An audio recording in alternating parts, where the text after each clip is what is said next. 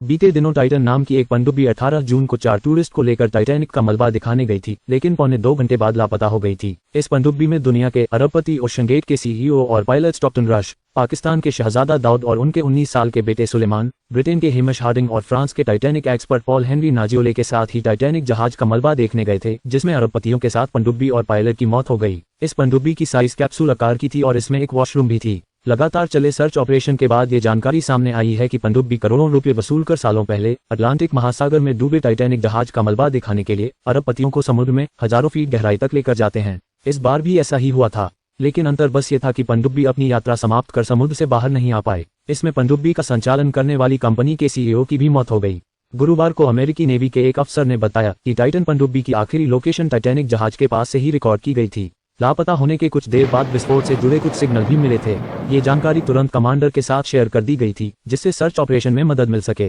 Titanic बनाने वाले लोग ने दावा किया था कि टाइटैनिक कभी डूबेगी नहीं, लेकिन 4 दिन की यात्रा के बाद 1912 की रात 11:40 पर टाइटैनिक उत्तरी अटलांटिक सागर में बर्फ के एक बड़े से टुकड़े से टकराया था, जिसमें 1517 लोगों की मृत्यु हुई।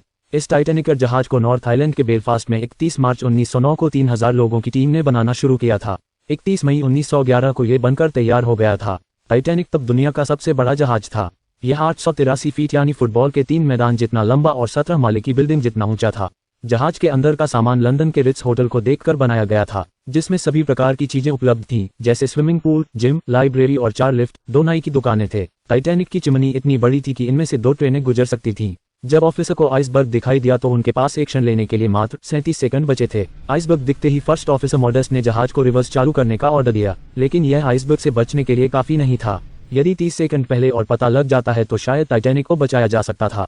आइसबर्ग थोड़ा पहले भी दिखाई दिया होता तो। जब टाइटैनिक में इमरजेंसी सिग्नल भेजे थे तब कैलिफोर्नियन नजदीक था, लेकिन दोनों जहाजों में संचार व्यवस्था टूट गई थी, जिससे कैलिफोर्नियन जहाज पर सवार लोग उनका बचाव नहीं कर सके। फुल लोड होने के बाद भी जहाज 42 किलोमीटर प्रति घंटे की रफ्तार से दौड़ रहा था।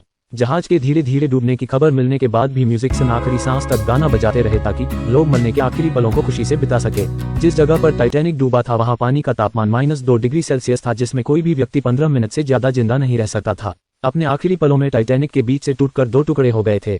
ये दोनों टुकड़े आज भी समुद्र में पड़े हैं और इनके बीच की दूरी 600 मीटर है। वैज्ञानिक अभी तक स्पष्ट रूप से नहीं बता पाए कि जहाज के 2 टुकड़े क्यों हुए थे। टाइटैनिक पर सबसे ज्यादा डूबने वाले पुरुष थे, क्योंकि इस मुश्किल घड़ी में कुछ समझदार लोग निकल कर आए और लोगों को कश्ती में बैठाते समय महिलाएं बच्चे पहले ये प्रोटोकॉल फॉलो किया। हम आपको ये भी बता दें कि जहाज पर 9 कुत्ते में से 2 कुत्ते को भी जिंदा बचा लिया गया था। जहाज डूबने से ठीक पहले एक जापानी यात्री बच निकला था। 1997 में एक मूवी आई थी टाइटैनिक, जिसका बजट टाइटैनिक जहाज से भी ज्यादा था। जहाज को बनाने में $75 लाख करीब 48 करोड़ रुपए, जबकि मूवी को बनाने में $20 करोड़ करीब 12 अरब रुपए का खर्च आया था। ये फिल्म कमाई के मामले में वर्ल्ड में 2nd नंबर पर है, फर्स्ट पर एवाटार। इसने $2 अरब की कमाई की। इतने पैसों से आज 5 टाइटैनिक बनाए जा सकते हैं। इस फिल्म ने 11 ऑस्कर्स अवार्ड जीते, लेकिन एक्टिंग के लिए इनमें से एक भी नहीं है।